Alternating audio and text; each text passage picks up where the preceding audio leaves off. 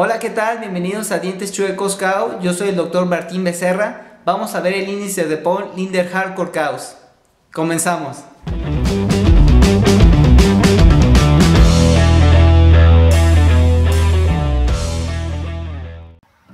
Muy bien, vamos a ver el índice de Pohl, Linderhardt y Korkhaus. Este es un análisis tridimensional y nos va a servir tanto para la dentición mixta como dentición permanente. Pero en esta presentación nos vamos a enfocar un poco más en la dentición mixta. Es importante saber qué son los análisis de modelos. Para entenderlos necesitamos dos elementos muy importantes. El primer elemento es más que nada es lo que tenemos, es decir, los valores reales que tenemos, tanto el tamaño de nuestros dientes, el tamaño de nuestras arcadas. Esto va a ser, si lo podemos resumir, es el S. Es el espacio disponible con el que contamos. ¿De dónde conseguimos esto? Lo conseguimos de las mediciones de los modelos de estudio. Ahora, ¿cuál es el otro elemento importante en el cual tenemos que comparar para determinar una discrepancia y así un tratamiento selectivo? El otro elemento es el dB, es decir, los valores ideales, las arcadas ideales que deben de tener nuestro paciente. Es el espacio requerido, es el espacio necesario para que nuestros dientes estén en buena posición de acuerdo a sus arcadas. Estas son predicciones, es decir, son análisis y están basados en los estudios de varios doctores, como el Dr. Pohl, el Dr. Korkhaus, el Dr. Mojers y entre otros también hicieron varias predicciones en el cual son llamados análisis de modelos, y con estos análisis podemos conseguir la discrepancia y el tratamiento que vamos a requerir. Estas predicciones en los análisis de modelos están basados, de acuerdo a los doctores, a sus estudios que realizaron en mediciones de modelos de estudios, fórmulas y constantes, mediciones en radiografías, y tablas de predicciones, es decir, basándose en los anchos mesodistales de los dientes. Antes de continuar, es importante conocer algunos conceptos fundamentales para conocer realmente lo que son los análisis de modelos. Si bien podemos considerar al ser humano como una estructura tridimensional, y es importante conocer los tres sentidos del espacio. El primer sentido que podemos encontrar es el sentido transversal, es decir, de derecha a izquierda. Como lo podemos ver en esta imagen, podemos medir de derecha a izquierda a cualquier paciente. También el otro sentido lo podemos encontrar como en sentido sagital. En algunos libros los podemos mencionar de otra manera, como el sentido anteroposterior, el sentido horizontal y en exclusivas ocasiones el sentido longitudinal. Este sentido va de adelante hacia atrás. Y el último sentido, y no menos importante, es el sentido vertical. En otra literatura lo podemos conseguir como el sentido coronal, y este va de arriba hacia abajo. Ahora, veamos por ejemplo los auxiliares de diagnóstico, que son los modelos de estudio, radiografías, tomografías, fotos intraorales y extraorales. Necesitamos saber qué dimensiones podemos estudiar en estos estudios. Por ejemplo, los modelos de estudio podemos estudiar los tres sentidos del espacio. Sentido transversal, tanto el ancho transversal anterior como el ancho transversal posterior, es decir, de derecha a izquierda. El otro sentido que podemos determinar es el sentido sagital, o también llamado el sentido anteroposterior u horizontal, es de adelante hacia atrás, como podemos ver en los análisis de dentición mixta, para determinar si realmente van a entrar los dientes permanentes en ambas arcadas. El otro sentido es el sentido vertical, también podemos ver del sentido coronal de arriba hacia abajo, y en otras palabras, es un estudio tridimensional, el cual es muy bueno. a comparación, por ejemplo, de las radiografías. Las radiografías son estudios bidimensionales, es decir, solo dos sentidos del espacio podemos determinar, podemos medir. Por ejemplo, ¿qué sentidos podemos medir en esta radiografía lateral?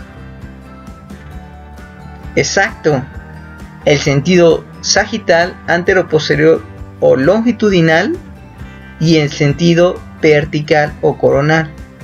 El único sentido que aquí no podemos determinar es el estudio transversal, es decir, de derecha a izquierda.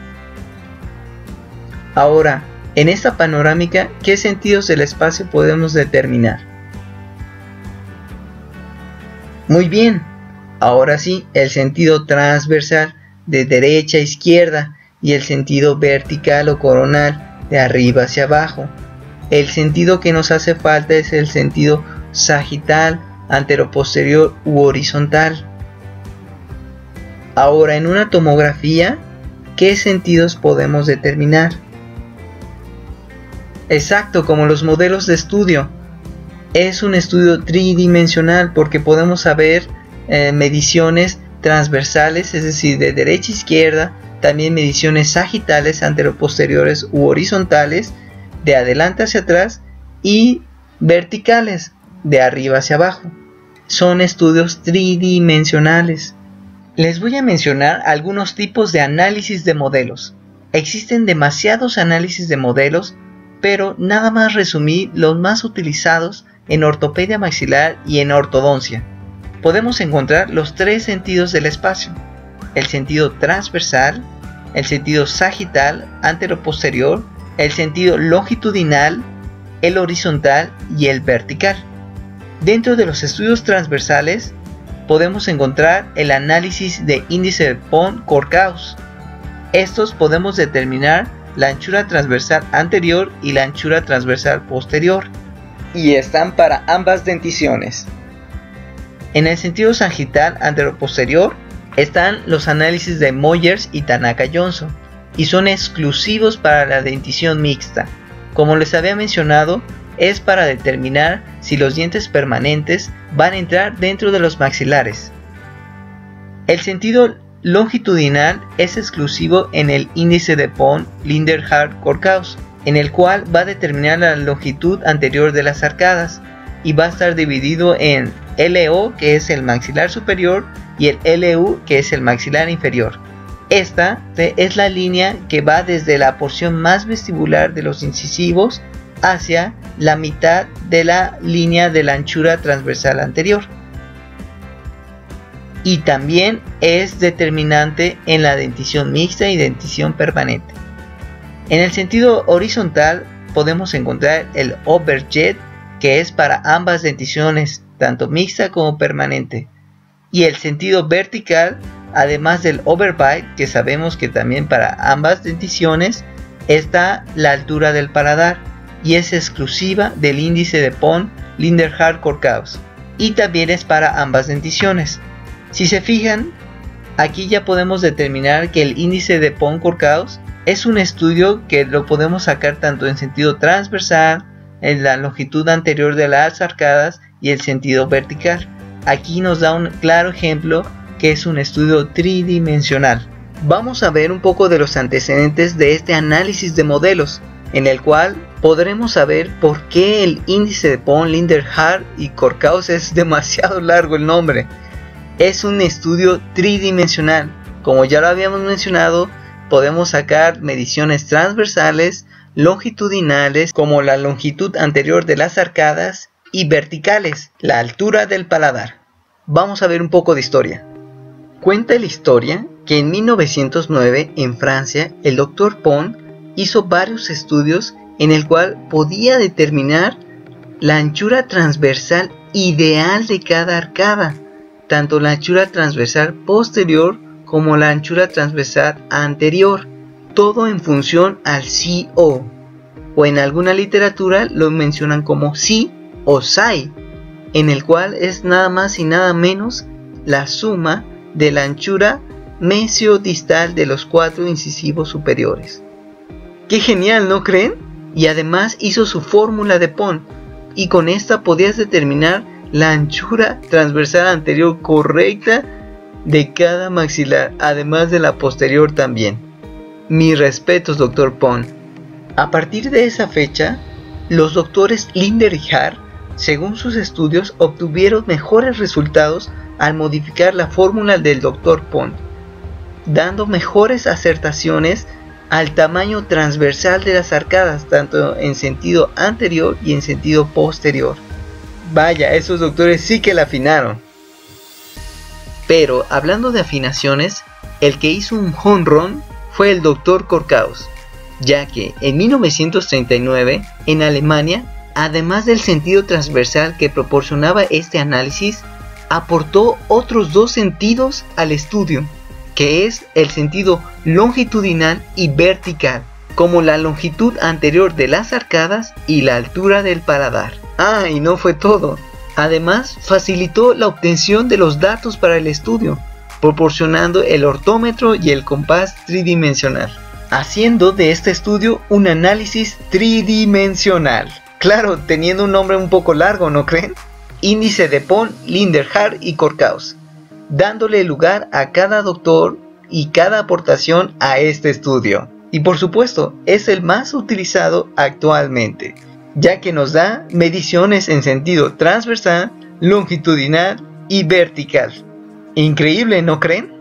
Es importante saber los instrumentos de medición que vamos a requerir para llevar a cabo este estudio de modelos, los cuales nos tienen que dar las medidas en sentido transversal, longitudinal y vertical. Como primer instrumento de medición tenemos, como ya mencionamos, el compás tridimensional de Korkhaus. Ese sí es una chulada, el cual nos da las tres dimensiones del espacio, el sentido transversal, longitudinal y vertical. Gracias, Dr. Korkhaus. Ahora, si no contamos con el compás tridimensional de Korkhaus, no te preocupes, lo puedes hacer con otros instrumentos de medición, tales como el compás de puntas secas y el calibrador Vernier, ya sea digital o de plástico. Estos mismos nos pueden dar medidas transversales y medidas sagitales. Además, hay otro instrumento que nos va a ayudar a determinar el otro sentido que nos falta, y esto lo podemos sacar con la regla de acero con gradación milimétrica. Ah, y por cierto, también nos da la longitud anterior.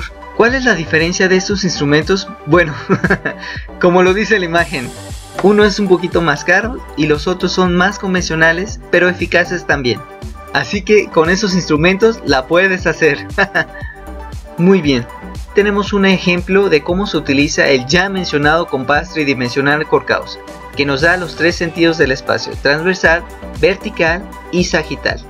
Como ven en la imagen, podemos ver cómo se utiliza el compás de puntas secas y el calibrador Vernier, ya sea digital o de plástico, que nos dan el sentido transversal y el sentido sagital, como la longitud anterior de la arcada. Y el calibrador Vernier igual, también nos da el sentido transversal y sagital. Ahora, para la altura del paladar, podemos utilizar la regla de acero con gradación milimétrica, lo que les comentaba anteriormente. Además, nos da también el sentido longitudinal de las arcadas. Ahora sí, llegó el momento más esperado de la presentación: cómo realizar el índice Pond, Linder, Hart, Korkhaus. Si recuerdan, yo les había mencionado que los análisis de modelos es una comparación entre los valores reales y los valores ideales que deben de tener nuestros pacientes. Es por eso que necesitamos organizar nuestros datos que vamos a obtener con la ayuda del formato del índice de Pond, Linder, Hart, Korkhaus.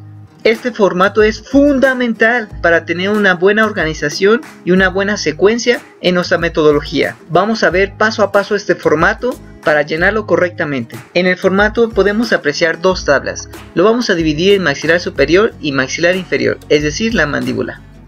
En el maxilar superior podemos encontrar en la columna izquierda la anchura transversal anterior, que va a estar representada de 4 a 4. También la anchura transversal posterior, que va a estar representado de 6 a 6. Y la longitud anterior, que va a estar representado con el LO. En el cuadro de la mandíbula igualmente podemos encontrar la anchura transversal anterior, la anchura transversal posterior y la longitud anterior, que esta va a ser representada con el LU. Si podemos ver en la imagen, aquí representamos la anchura transversal anterior, que es de 4 a 4, es decir, del primer premolar derecho al primer premolar izquierdo, y la anchura transversal posterior, que va a ser del primer molar derecho al primer molar izquierdo, junto también con su longitud anterior. En la arcada inferior igual, va a ser representado con la anchura transversal posterior con 6,6 y la anchura transversal anterior por 4,4. Estos modelos son dentición mixta, por lo que en vez de 4,4 vamos a utilizar los D, los primeros molares temporales, así como su longitud anterior representado con LU. Una vez entendido esto, podemos pasar a la columna del ES, el cual, si recuerdan, el ES son los valores reales que tenemos dentro de nuestra arcada dental. Es el espacio disponible con el que contamos y lo sacamos sobre los modelos de estudio. Muy bien. Estos simplemente son milímetros que vamos a transportar a nuestro formato de nuestro análisis de modelos. Ahora, ¿cómo medimos exactamente la anchura transversal y la longitud anterior? Muy sencillo, con esta imagen lo podemos decir todo. Vamos a ver la anchura transversal tanto anterior como posterior. Si se fijan, esta imagen lo dividimos en dentición permanente y dentición mixta. Primero vamos a ver la dentición permanente, en el cual lo vamos a dividir en maxilar superior y maxilar inferior, que es la mandíbula. Nuestras distancias van a estar determinadas en el maxilar inferior a través de las fosas, y en la mandíbula van a estar determinados en las cúspides. ¿Por qué nuestras relaciones van a ser en fosas en superior y cúspides en inferior? Por una simple y sencilla razón, porque así está diseñada nuestra oclusión y anatomía dental. Las cúspides vestibulares inferiores coinciden en los surcos centrales de los dientes superiores. Si ponemos atención a esta imagen, en el maxilar superior, en la dentición permanente, nuestra anchura transversal anterior va a estar representada por los primeros premolares, de 4 a 4, y va a ser de la fosa central derecha a la fosa central izquierda. Y nuestra anchura transversal posterior va a ser representada de 6 a 6, de fosa central derecha a fosa central izquierda de los primeros molares permanentes. Y en la mandíbula, la anchura transversal anterior va a estar representada en la unión interproximal de los premolares, tanto de un lado como del otro lado. Y nuestra anchura transversal posterior de la mandíbula va a ser representada por los 6, es decir, los primeros molares permanentes, de la cúspide central derecha a la cúspide central izquierda. Excelente.